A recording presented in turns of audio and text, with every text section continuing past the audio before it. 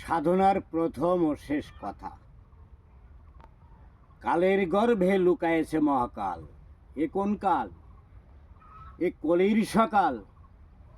এই কলির সকালের প্রভাব আমরা সহ্য করতে পারছি না। তাহলে তাহলে কলির সকাল, দুপুর, বিকাল, তারপরে রাত্রি।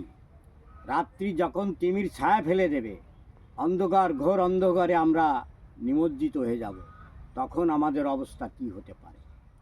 তাই এই আত্মাকে সংশোধন করার জন্যে আমাদের যে কি কর্তব্য, সেটাই করতে হবে।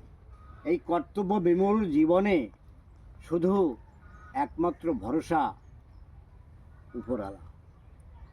তাই একটা জিনিসই দেখতে হবে যে এই বিশ্ব ব্রহ্মাণ্ড, আমরা জানি শুধু পৃথিবীরই কথাই, সৌরজগতের কথাই, কিন্তু এছাড়া আরও লাখো লাখো কোটি কোটি বিশ্ব ব্রহ্মাণ্ড তো আছেই আছে। কিন্তু সেই পর্যন্ত ইথর তো পৌঁছায় না।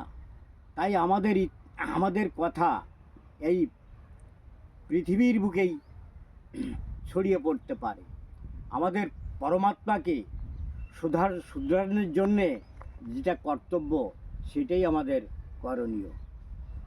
তাই আজ এই স্বর্গের সিঁড়িটা রচনা করতে গেলে আমাদের একটিমাত্র মন্ত্র, সেই মন্ত্র আমাদের হে ঈশ্বর, বুঝাইও অবুঝরে এই তোমার বুঝবিন্যাস। তাই বিশ্ব ব্রহ্মাণ্ডের কাছে শুধু একটা প্রণাম। এই প্রণাম ছড়িয়ে যাবে সারা বিশ্ব ব্রহ্মাণ্ড, কোটি কোটি বিশ্ব ব্রহ্মাণ্ড। কিন্তু সেখানে ইথরের কোনো প্রয়োজন নেই।